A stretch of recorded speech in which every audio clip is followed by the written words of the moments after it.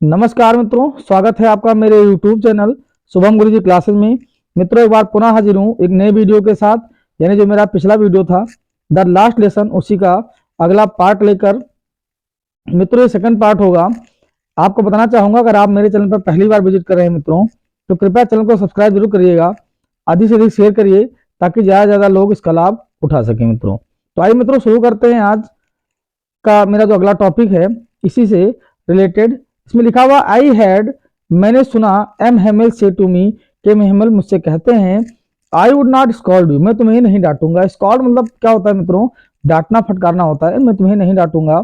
Little friend, प्यारे बच्चे, ये लिटिल फ्रेंड का जो यूज किया गया है मित्रों, यहाँ छोटे बच्चे के लिए किया गया है कि छोटे बच्चे मैं तुम्हें नहीं डांटूंगा। You must feel bad enough, तुम पर्याप्त बुरा महसूस कर सकोगे। सी हाउ इट इज, देखो कैसे है ये, मतलब समझाने की कोशिश करते हैं कि कैसे ये चीजें खराब हैं। एवरी डे, प्रत्येक दिन, we have said to ourself, यानी हम खुद से कहते हैं, वाह I have plenty of time, कि अरे हमारे पास तो बहुत सारा समय है। प्लेंटी ऑफ टाइम का मतलब अधिक समय होना, कि हमारे पास बहुत सारा समय है। I will learn it tomorrow, मैं इसे कल सीख लूंगा। लर्न मतलब जैसे बच्चों से कहा जाता है ना कि आप अपना होमवर्क करके आइएगा, तो बच्चे मन में सोचते हैं कि अभी तो मेरे पास बहुत सारा समय है, इसे कल सीख लूंगा। तो यही बात समझाने की कोशिश कर रहे हैं एमएमएल। इसको राइटर को कहते हैं कि बच्चे यही सोचते हैं कि अरे हमारे पास बहुत सारा समय है, I will learn it tomorrow, मैं इसे कल सीख लूंगा। एंड नाउ यू सी, अब तुम देख सकते हो, where we have come out, कि हम कहाँ आ चुके हैं। अरे that the great trouble with Alsace, यही महान समस्या रही किसके साथ? अल्सेक के साथ में। ट्रबल मतलब क्या होता है? परेशानी में, तो समस्या। She puts of learning till tomorrow, उसने रख दिया। सी यहाँ अल्सेक के लिए कहा गया है। जिस प्रकार से हम भारत माता कहते हैं, इस प्रकार अल्सेक जो है उनकी मातृभूमि थी, इसलिए उन्होंने सी का यूज किया। She puts of learning till tomorrow, उन्होंने रख दिया था सीखने को टुमारो, निकल के लिए। नाउ अब दो फेलोज, वे जो साथी हैं, out there will have the right to say to you, अब जो बाहर आने वाले साथी हैं उनके पास अधिकार होगा टू से टू यू, आपसे कहने के लिए, हाउ इज इट, कि ये कैसे है। You pretend to be Frenchman, आप दिखावा करते हैं फ्रेंचमैन होने का, यानी फ्रांसीसी होने का आप क्या करते हैं मित्रों? दिखावा करते हैं। And yet you can neither speak, और फिर भी यू कैन नाइदर स्पीक, ना ही आप बोल सकते हैं, ना राइट, ना ही लिख सकते हैं, योर ओन लैंग्वेज, अपनी खुद की भाषा को। But you are not the worst, लेकिन फिर भी आप बुरे नहीं हैं। ये बैड की सेकंड फॉर्म लिखी हुई है वर्स्ट, यानी फिर भी आप बुरे नहीं हैं। पुअर लिटिल फ्रेंड्स, यानी प्यारे छोटे बच्चे, असहाय छोटे बच्चे। We have all a great deal to reproach ourself with, यानी हम सबके पास बहुत सारे कारण होते हैं खुद को बाहर निकालने के। बताया गया इसमें आगे, एम हेमल कहते हैं, your parents were not anxious enough to have you learn, यानी आपके अभिभावक या आपके माता पिता वर नॉट एनेक्सियस, बहुत चिंतित नहीं थे, पर्याप्त रूप से चिंतित नहीं थे, टू हैव यू लर्न, कि आप सीखें या आप पढ़ाई करें। They prefer to put you to work, उन्होंने दे प्रिफर्ड लिखा हुआ है, उन्होंने आपको भेजा टू पुट, रखने के लिए, यू तुम्हें, टू वर्क काम पर, ऑन अ फॉर्म, किसी फॉर्म पर, आर एट द मिल्स, या किसी मिल में, कारखाना वगैरह कहते हैं मिल को, किसी कारखाने में। सो इसलिए as to have a little more money, कि उनके पास थोड़ा सा अधिक धन हो जाए। आगे मित्रों बताता है राइटर, कहता है एंड आई, और मैं, वो अपने बारे में बताएगा, I have been to blames also, मुझे भी दोषी ठहराया जाना चाहिए, यानी कि मैं भी बहुत हद तक दोषी हूँ। Have I not often sent you, क्या मैंने तुम्हें प्रायः नहीं भेजा है, टू वाटर माई फ्लावर्स, कि आप मेरे पौधों को पानी दीजिए। वाटर का जो यहाँ यूज किया गया मित्रों, पानी देने के लिए किया जाएगा। Instead of learning your lesson, इसके बजाय कि आप पढ़ें अपने पाठ को या सीखें अपने पाठ को। एंड और when I wanted to go fishing, और जब मैंने चाहा जाना किसके लिए? मछली पकड़ने के लिए। Did I not just give you a holiday, क्या मैंने तुम्हें कभी छुट्टी नहीं दी? यानी ये हेमल कहने की कोशिश कर रहे हैं कि आपके ना सीखने में कहीं ना कहीं मेरा भी योगदान है, क्योंकि मैंने भी आपसे कहा है, मैंने आपको काम दिया है कि आप मेरे बगीचे में जो फूल लगे उनको पानी दे दीजिए। और जब मुझे मछली पकड़ने जाना होता था तो मैंने तुमको छुट्टी दे दी कि जाओ भाई, आज आप लोगों की छुट्टी है। तो यही बताने की कोशिश कर रहे हैं। फिर कहते हैं देन, तब, from one thing to another, मतलब एक के बाद एक। एम हेमल वेंट ऑन का जब भी यूज होगा मित्रों, तो आप जान लीजिए कि जो काम हो रहा था वो जारी रहने की बात की जाएगी। एमएमएल जारी रहे टू टॉक मतलब बात करना, मतलब एमएमएल ने बात करना जारी रखा। ऑफ द फ्रेंच लैंग्वेज, किसके बारे में, फ्रेंच भाषा के बारे में। सेइंग दैट, कहते हुए कि it was the most beautiful, ये बताया गया है ये सबसे सुंदर, मोस्ट ब्यूटीफुल का मित्रों मतलब क्या होगा कि सबसे सुंदर। ये देखिए मित्रों, यहाँ जो नक्शा बना हुआ है ये फ्रांस का नक्शा है, और यही कोने में ही क्या है आपका अल्से के थोड़ा दिख नहीं रहा है ठीक से, वरना दिखा देते अभी आपको हम।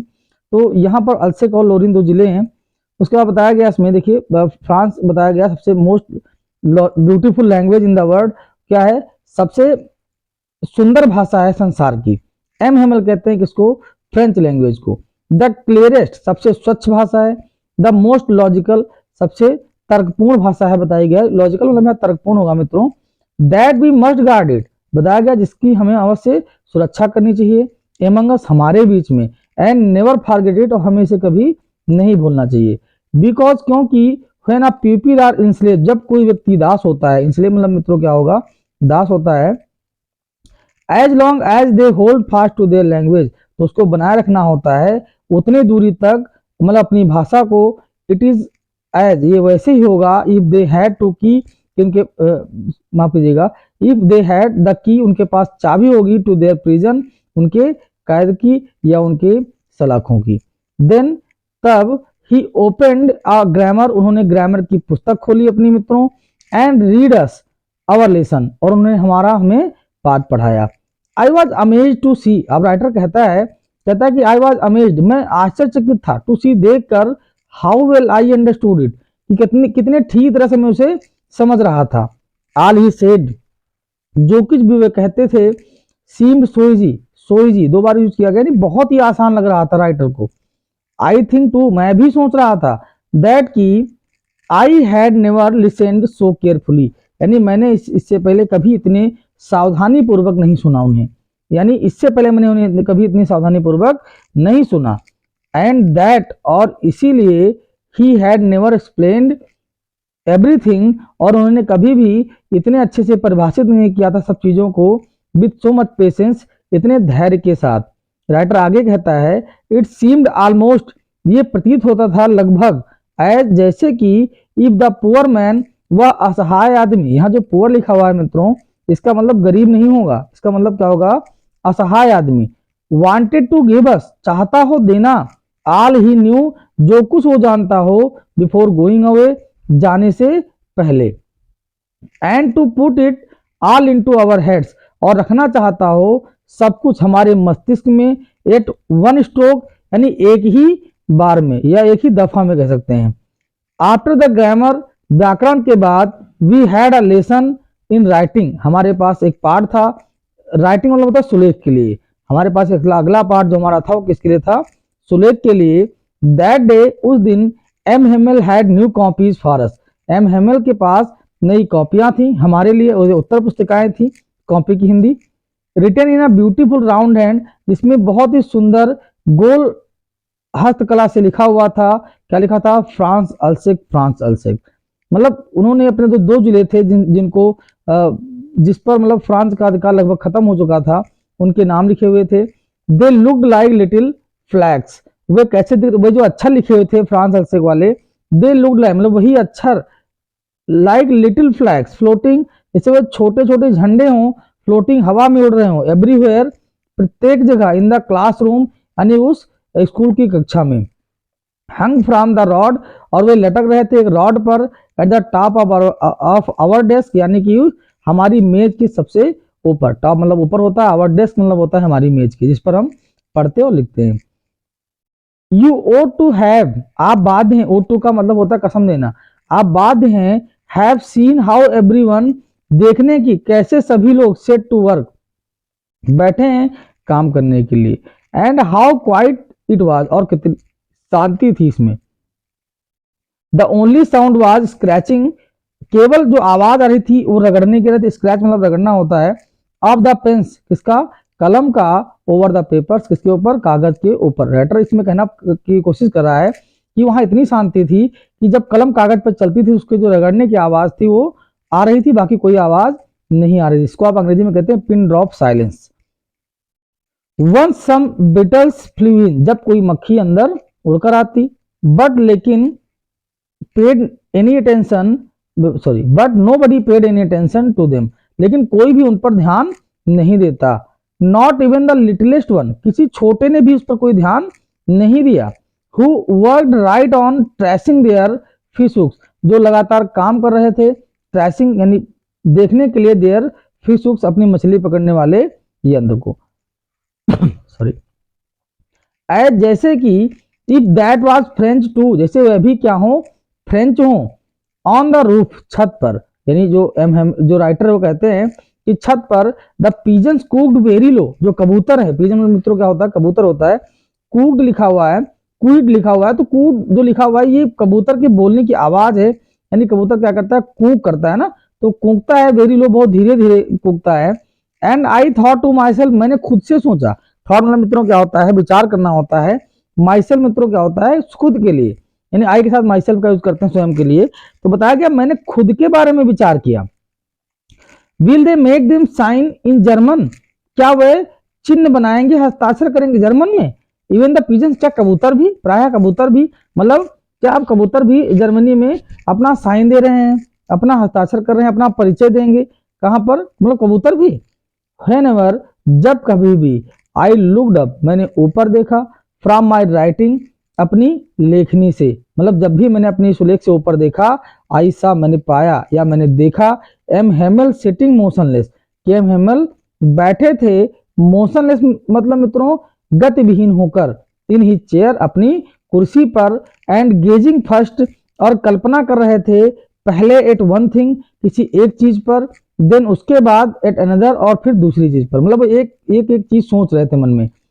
एज जैसे कि if he wanted to fix in his mind, जैसे उन्होंने अपना मन बना लिया हो या अपने मन को एकदम उद्देशित कर लिया हो, जस्ट हाउ एवरीथिंग लुक्ड, कि जैसे तुरंत सब कुछ दिख रहा हो, in that little school room, उस छोटे स्कूल के कमरे में, मतलब उन्होंने 40 साल वहां बिताए थे मित्रों। तो आप कल्पना कर सकते हैं कि जब कोई व्यक्ति एक स्थान पर 40 साल रहा हो और फिर उसे एक दिन उस जगह को छोड़ना हो, तो उसके मन में कैसे कैसे ख्याल आएंगे, उन सब चीजों, उन सब विचारों के बारे में जो राइटर है वो अपने आप से लिखता है एम हेमल के लिए।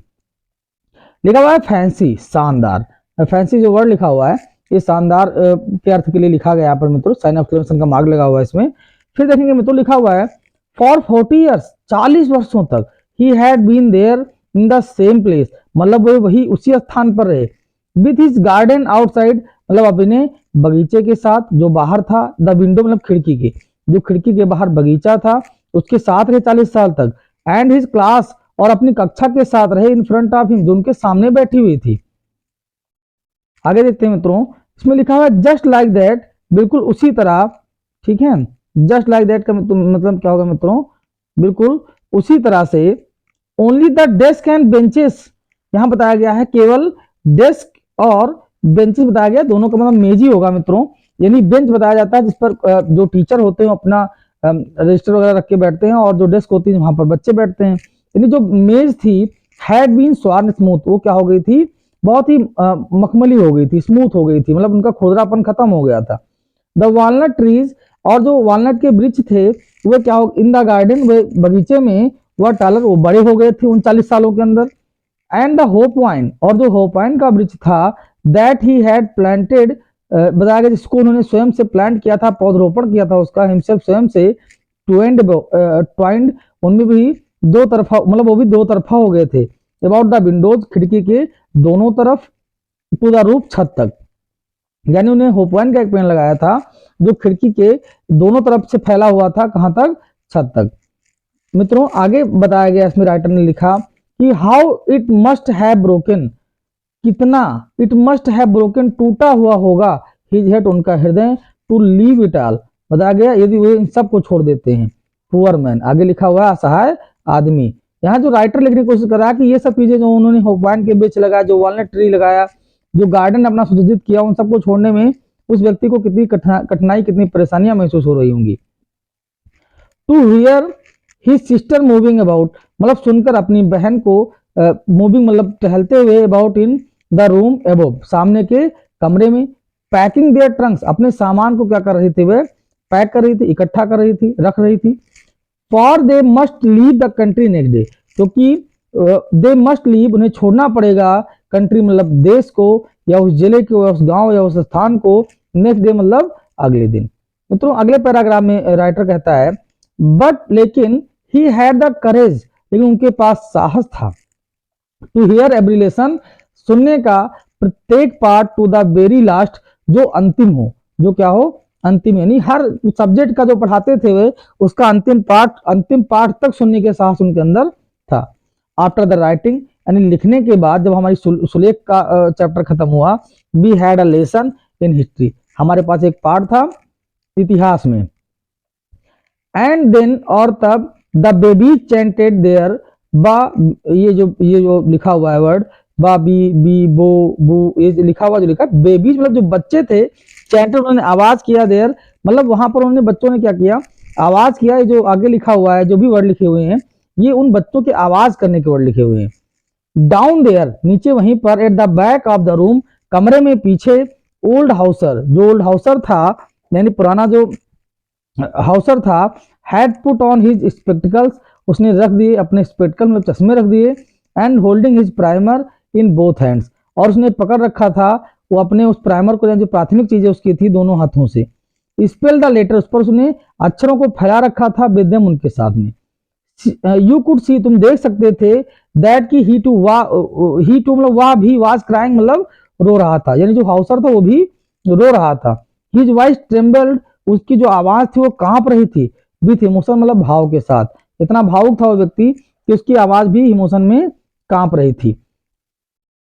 And it was so funny, और ये काफी आनंददायक भी था, टू हेयर हिम, कि उसको सुना जाए। अब बच्चों के लिए यहाँ दो चीजें बताई गई, राइटर ने कहा कि जब कोई रोता है तो बच्चों को बड़ा आनंद आता है, अब उसकी भावनाओं को बच्चे नहीं समझ पाते हैं, इसलिए उनको हंसी आती है। तो वहां पर राइटर कह रहा कि ये बहुत फनी भी था, टू हेयर हिम, उसको सुनना।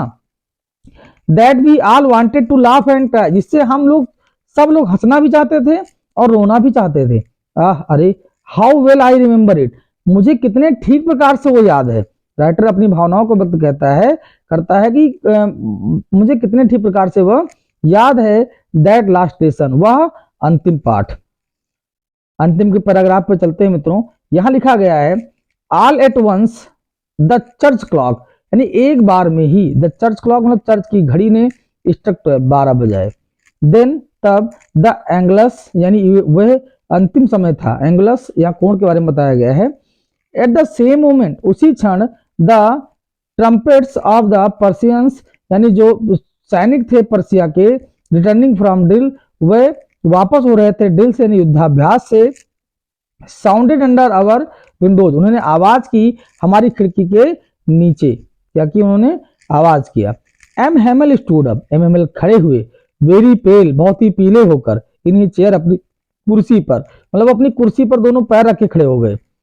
सॉरी, आई नेवर सा हिम लुक सो टॉल, मैंने उनको इतना लंबा कभी नहीं देखा था, मतलब अपनी कुर्सी पे खड़े हो गए तो उनकी हाइट और थोड़ा बड़ी हो गई। तो राइटर कहने का प्रयास कर रहा है कि मैंने उनको इतना लंबा पहले कभी नहीं देखा था। माई फ्रेंड्स, अब यहाँ जो एमएमएल वह कहते हैं कि माई फ्रेंड्स, मेरे मित्रों, सेड ही, वह कहते हैं आई, यानी दो बार कुछ कहने की कोशिश करते हैं, आई उन्होंने कहा केवल, बट समथिंग चोक्ड हिम, लेकिन कुछ छूट गया उनसे। ये चोक जो लिखा है इसका मतलब छूट जाना, कोई बात आप कहने जा रहे हो और आप कह ना सके भावुकता में वो बात, तो यहाँ चोक का यूज किया गया है मित्रों। He could not go on, मतलब वो जारी नहीं रख सके, वो अपनी बात कह नहीं सके, कहने का मतलब है राइटर का। देन तब, he turn to the blackboard, वो वापस मुड़े ब्लैक बोर्ड की तरफ, श्यामपट्ट की तरफ। टुक अ पीस ऑफ चाक, उन्हें चाक का एक टुकड़ा उठाया।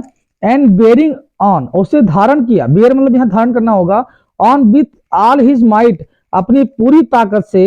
ही रोट, उन्होंने लिखा, as large as he could, मतलब जितना बड़ा वे लिख सकते थे।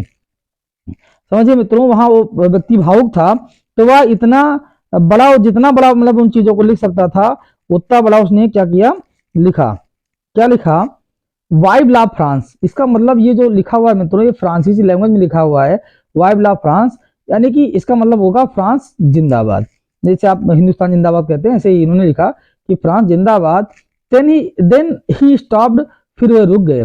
एंड लीन हिज हेड, और उन्होंने अपने सर को क्या किया, टिका लिया, अगेंस्ट द वॉल, दीवार के सहारे। यानी दीवार के सहारे उन्होंने अपने सर को क्या किया, टिका लिया। एंड विदाउट अ वर्ड, और बिना कोई वर्ड यानी बिना कोई शब्द कहे, ही मेड अ गेस्चर, उन्होंने इशारा किया। गेस्चर मतलब क्या होता है मित्रों, इशारा करना होता है। टू अस, हमारे लिए, राइटर कहता है कि हमारे लिए उन्होंने क्या किया, एक इशारा किया विथ हिज हैंड, अपने हाथ से उन्होंने इशारा किया। क्या इशारा किया मित्रों, स्कूल इज डिसमिस्ड, यानी स्कूल समाप्त होता है, यू मे गो, आप जा सकते हैं। ये लेसन था मित्रों, बहुत ही अच्छा लेसन था कक्षा 12 का। अगर बात की जाए इस लेसन की, तो एम हेमल के माध्यम से, जो राइटर है इस लेसन का, उसने सब कुछ कहने की कोशिश की है लेसन के माध्यम से। मित्रों आशा करता हूं कि आपको लेसन अवश्य समझ में आया होगा। और अगर आपको मित्रों लेसन समझ में आया हो तो अधिक से अधिक चैनल सब्सक्राइब करिए आप लोग, और ज़्यादा से ज़्यादा बच्चों के पास शेयर भी कर दीजिए, ताकि उनको भी लाभ इसका प्राप्त हो सके, क्योंकि बोर्ड एग्जाम आपके नियर अबाउट है एकदम, बस 1 से 1.5 महीने का समय बचा है आपके पास, इससे आपको भी लाभ हो जाए मित्रों। तो मित्रों मिलते हैं लिटरेचर के नेक्स्ट वीडियो में और ग्रामर के नेक्स्ट पार्ट के लिए। तब तक के लिए बने रहिए हमारे चैनल के साथ। जय हिंद, जय भारत।